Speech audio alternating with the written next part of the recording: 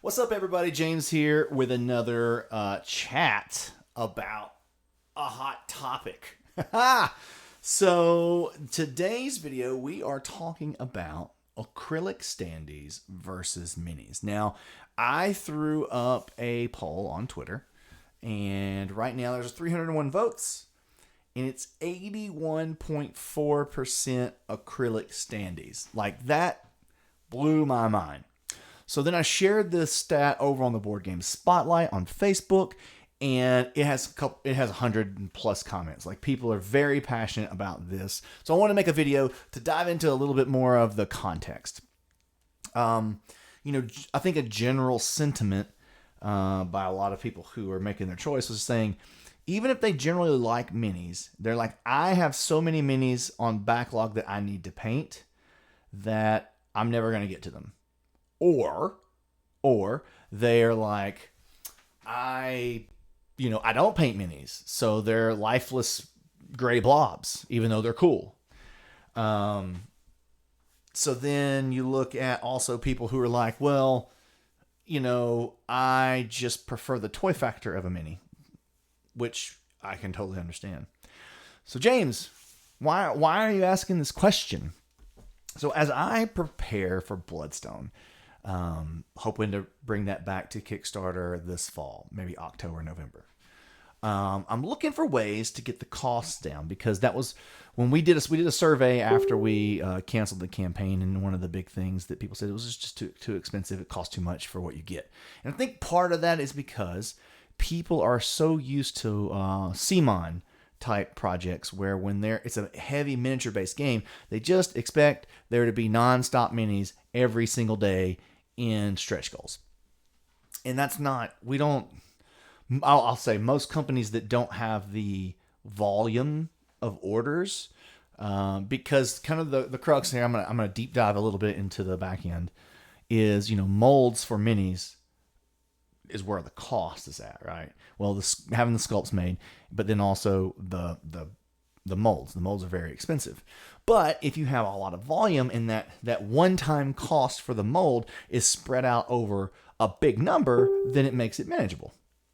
The problem is if you've only got, like, say, 5,000 orders, or even 10,000 or less, that number, if you have $100,000 worth of molds, that would be a really, really big miniatures game.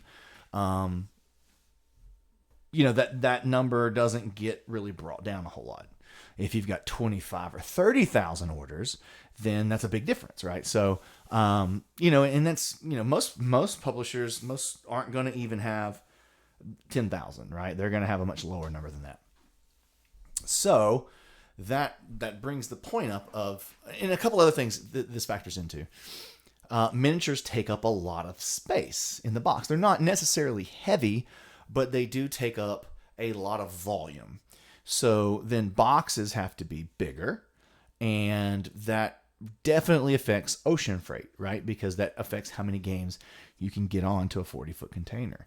Again, this comes into that mathematic problem of our situation of if I can get more games in a container that costs me $35,000, then that cost per unit comes down. So for Bloodstone, I am considering not doing minis and just doing acrylic standees. Now, if you're unfamiliar with acrylic standees, Vagrant Song's done it recently. The Sorcerer Arena from Op recently done it. I think a really, really good example is to go look at the Kickstarter for Skinny Minis. That's their brand, is the Skinny Minis, and they've done acrylic generic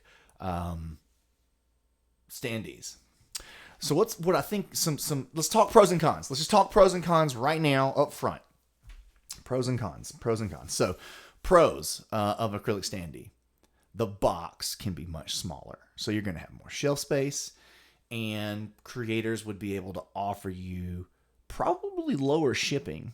Again, I don't think the weight of the box is going to be drastically affected. In fact, it actually might go up a little bit. I think the acrylic material is going to end up weighing a little bit more, possibly, than the minis. I don't have a good like a field sample, but just my gut tells me that acrylic plastic is really heavy or really thick. But your box can definitely be smaller because storage is going to be way easier with acrylic standees. Your production times are going to be much shorter, right? One of the longest processes of making a miniatures game is the mold making and testing and that sort of thing.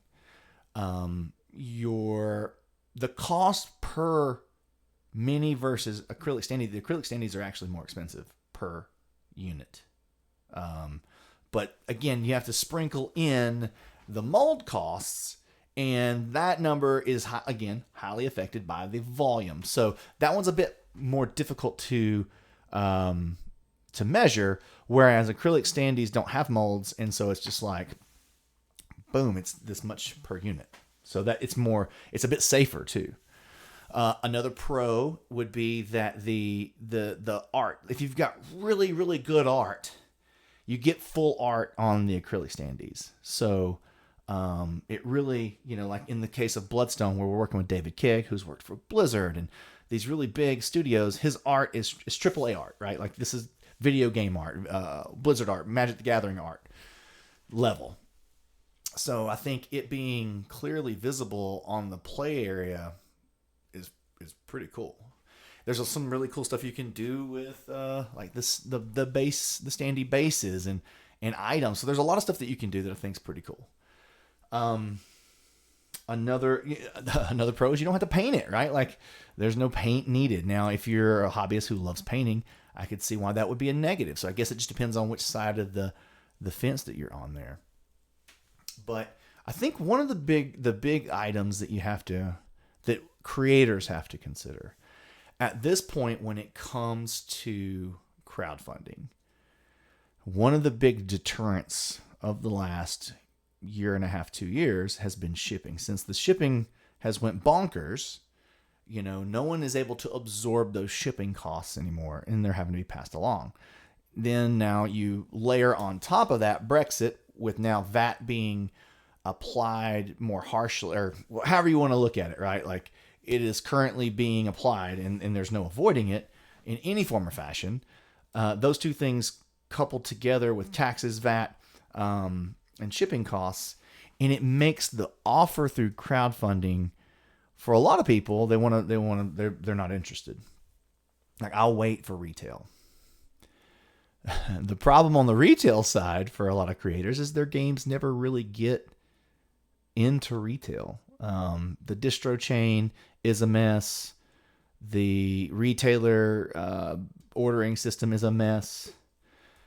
And people are seeing that right now with Wonderland's War, right? Like you can totally see that when like you just can't get the game, you can't find the game, and the game exists in retail. It is available right now for distro to order. It is available for friendly local gaming stores to order, and it's not flowing out because that system it's a mess. Besides the whole deluxe thing, if you want the deluxe and the chips and that sort of thing, that's a different story. But, I think people say, oh, I'll just wait for retail. But I don't think that's a guarantee. And I don't think it's going to be a guarantee, especially as creators. Like, you have to invest your profits from the crowdfunding campaign into your retail stock. And so let's say, most people are going to be conservative because you still need some of that profit left over to pay yourself, right? To have a salary, and to pay for lots of other things. So it's not just free money. It's not like, ooh, we're going on vacation, right? Like you have to reinvest the majority of that money back into the company for future projects too. And to have stock. That's why you'll see a lot of people, they go back to Kickstarter, back to crowdfunding to make a second print run because there wasn't enough profit there after they paid themselves something for all the work they did. There's no money left over to invest in the stock. So even if they do invest in the stock, it's probably going to be a low number, right? It's going to be a conservative number, a couple thousand units, which then again, they can get eat up. If it's a popular game, it gets eat up. So you're not guaranteed to get that game in retail is what I'm getting at. So when you look at what we like, so again, I taken all the feedback from that survey in the comments that I read about Bloodstone and trying to figure out what's the best option to offer people. I think right now the best option, until we all feel like the world has settled down, is to find the most premium product that you can offer at the most affordable price. And so the journey that I'm on right now is, can I offer Bloodstone with acrylic standees, which would then also allow the footprint of the game to be smaller, because the minis just take up more space on the board as well. So the board could be smaller, the components could be smaller. And trust me, when I say smaller, we're not talking about like insignificant. The current version of Bloodstone, if you go talk to any of the previewers that got the game and got to play the physical copy, is enormous. The board is enormous. So being able to scale that back to just a normal size board, right? Something that you would know that you put on the board and you go, oh, that's a regular size game board, would be great. And the acrylic standees would afford that. So now the footprint's smaller, which then also helps bring down the MSRP of the game, right? If the components within this inside are smaller, then that only helps bring down the overall cost. I don't have all the stats quite yet. I've got 1,000 questions out to my manufacturer. I'm still gathering data. But at first glance, it looks like it could be a way that I could offer a very still premium product at a more reasonable price. Now, a couple of the other things that I'm working on is, splitting the game into, so it would now have a standard version. I know in the first campaign it was Kickstarter only. We're not looking to do that again. So it would have some sort of standard edition. Looking to split that in half, so you have a PvP edition and you have a PvE edition. So depending on which one of those things you want, you'll have some sort of offer there. But then the deluxe edition would have, the nicer dice, and the game does have a ton of dice. It's over 100 dice, so there's a ton of dice, and that's a lot of cost there. So the deluxe edition would have, nicer dice, potentially. Acrylic standees instead of cardboard, so that the art could really pop and come through, which would allow us to also probably make those a little bigger and do some really cool things with the bases. But then obviously the deluxe edition would include everything. So it'd have the PvP, the PvE, all of it would be in that one box, one big box type of thing. And by big box, I just mean a box that fits everything. So that's what I'm investigating. My hopes is that I could reduce the price of the deluxe edition, the all-in, whatever that looks like, drastically. I don't say drastically because everything's still expensive. But, I think drastically is 20 to 30% less. If it was 30% less than what we were able to offer the first time around, and that 30% probably grows when you look at the shipping costs and VAT, right? Because if the overall cost comes down, your VAT comes down. If the shipping costs are able to come down, then the VAT comes down. So and just those, obviously, even if you don't pay VAT, the base game and the shipping comes way down. That makes it a lot easier to get that stuff. Again, I'm probably gonna continue on with what we did in Tile Blades 2. I think this was a really good format, is to have some items that you get for free that if you back the crowdfunding game project, then you're gonna get and right now I'm looking at some heroes and some monsters, those and boss fights. So those, you would get some extra ones at no extra charge for backing through the crowdfunding campaign. Those would never still go to retail, but they would be available through my web store afterwards until the extras run out. So, and it would be at a higher cost, it'd be at a cost. So you'd have to pay at that point. So you can get it for free if you go ahead and support us on the crowdfunding. So that's kind of, it's kind of where my head's at. But I do have one other, and this is kind of off topic for what we're talking about between minis and acrylic standees. But by the way, I'd love to hear what you think in the comments, right? Because right now I'm not really making a big case for the minis, other than if that's what people absolutely want, and they're definitely not going to back a deluxe edition that doesn't have miniatures, then that's something I'd like to hear. And then I need to understand how many people that is, because right now, looking at data, it looks like 81% of people prefer the idea of standees and smaller boxes and less shipping costs and a lower price point in general. So the other thing the other hurdle that I've got that's off topic a bit is stretch goals. So I pretty much revealed the majority of things that was included the first campaign.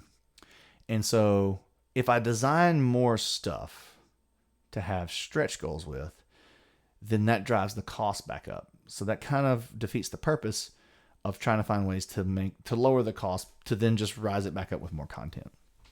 And trust me, the game has a ton of content as it is. It doesn't need more content. Does that mean I don't have ideas for expansions and more, heroes? Yes, but at some point you have to cut it off, and we're there. Like the content we have is a ton, and we're there. So tell me how you feel about this. I think here's what I want to do. I don't want to do stretch goals. I think I want to present everything from the launch. On launch, here is the deluxe edition. Here's the extra items you get for free, included for backing right now.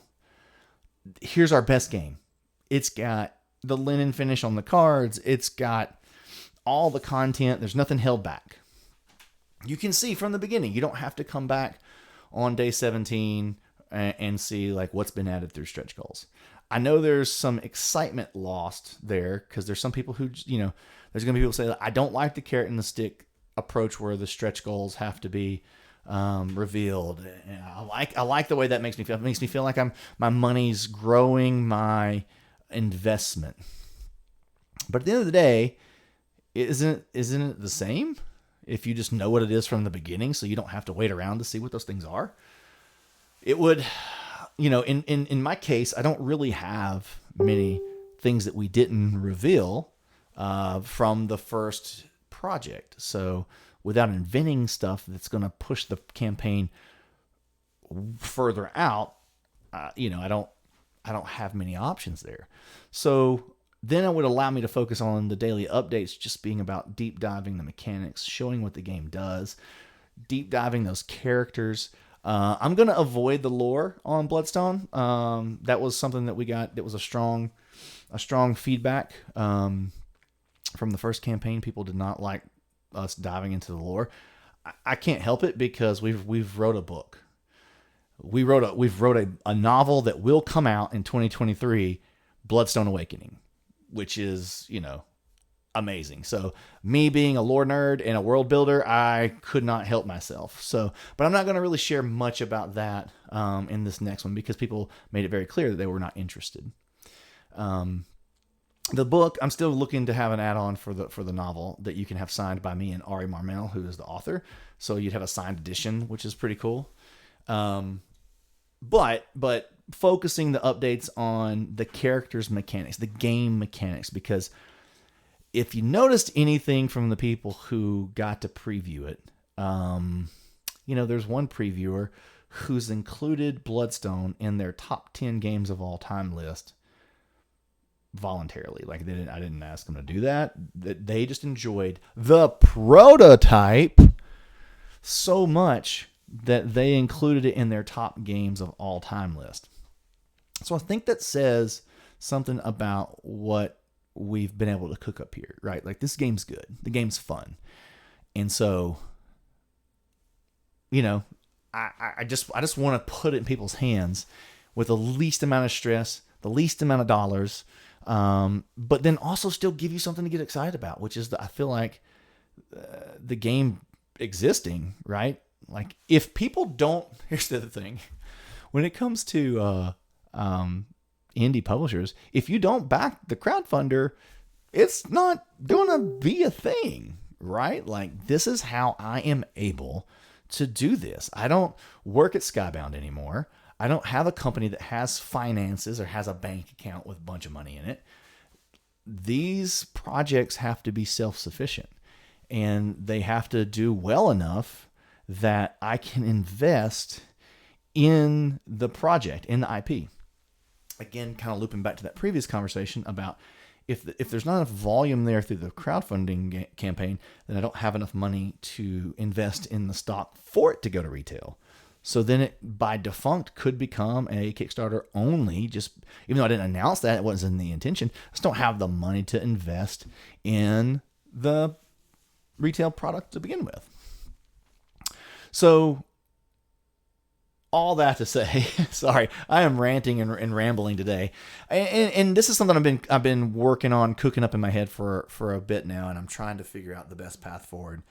And that doesn't mean that if the game's really successful, right? If we do have a really good volume, that when I do expansions or extra content, because I have a 3 game arc in my head for Bloodstone, right? This is supposed to be Act 1. And that goes for the books too. I hope the books are successful enough that we get to do all 3. It's supposed to be a trilogy. That's what it's supposed to be. That we couldn't, because I already have the STL files made. I'm not interested at all in releasing them for 3D print.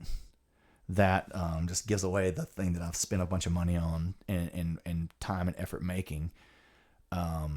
And then it makes everybody who doesn't have a 3D printer have to go pay someone else to make them for them, which that just defeats the purpose, right? So one of the things I could do is when we do a future expansion, if the game's really popular and there's a big enough draw, even after people get those acrylic standees, we could do a miniature box, just minis. Like it could just be just that, right? So I'm not against it coming back at some point if that's what people want. But we can't do both. I know there's some people watching like, just do both, offer both. The problem is, again, it goes back to me, the explanation I gave you earlier about the molds. If you cannibalize the orders for the miniatures with people buying the acrylic standees, then you're just killing that divider by the cost of the molds. And unfortunately, these minis are highly detailed, and my camera doesn't always want to. There it goes. And they're highly detailed, which means they have to have a lot of different molds to make these look really good, which then drives your mold costs up. So it's an expensive mold game, which is why the game was expensive the first time around. In addition to that, at the time that we were ready to launch that was when the paper shortage happened with wood, and so it really spiked the costs up on our stuff. And what's crazy is those prices haven't come down dramatically. I mean, they've come down some, but they have not come down to where they were pre-scare. So that just kind of seems to be the way everything's working right now. So anyway, this is turned, obviously it's turned into a Bloodstone. I'm obviously investigating this based on Bloodstone. But there's a lot of different perspectives that are very interesting, but it seems like most people are excited about the possibility of acrylic standees over miniatures. The question is, will you still be excited to buy a deluxe product that doesn't have minis, but only has acrylic standees as that premium component on a crowdfunding campaign? I don't know. These are the things that keep creators up at night. It's not even our game. It's not like I would tell you that most creators are really proud of the mechanics in their game, and it's how you package it. It's how you put everything together. That's one of the things that makes people really successful or not, right? It's half the time. I mean, obviously you have to have good mechanics. That goes without saying. I'm not saying you throw whatever in there. What I am saying is that most creators are very proud of their mechanics. That's not what keeps them laid up at night. It's how do you package these mechanics that makes people excited, because there's so many demands and there's so many variables pulling you in a literal 1,000 directions. That makes, if you make this decision, then it affects all these other decisions, all these plates you got to spin. And if you move this one, then it affects all the other ones. And then, then you've got, a percentage of your audience who's like, I hate that decision. Why did you do that? And you can't please everyone. It's impossible to check every box for every person. I know that's a lot. Anyway, that's just kind of what I want to talk about. I don't have any answers at the moment. I am leaning toward the acrylic standee setup just because that is going to offer us a more affordable path forward, which is kind of exciting, right? If we're able to come in 30-40% less across the board on the cost and on shipping, that would be amazing. I think that'd be amazing. I think that makes it more affordable for everybody to get the game and put it on their shelf and try it. I know there'll be some people who are especially disappointed after they've seen those STLs and what those renders for the minis and what they could be. But I'm not saying that we won't make those one day. But again, if that percentage then goes, well, I'm not buying this game, then I'll never be able to make the miniatures version at some point or the minis box at some point. So, it's a damned if you do, damned if you don't, or the chicken before the egg, whatever, right? Analogy that you like. So, all right, that's all I got for today. Let me know in the comments. Are you crowdfunding Deluxe offering? Are you still excited if it's acrylic standee or it's minis or nothing for you? Let me know. All right, talk to you soon. Bye.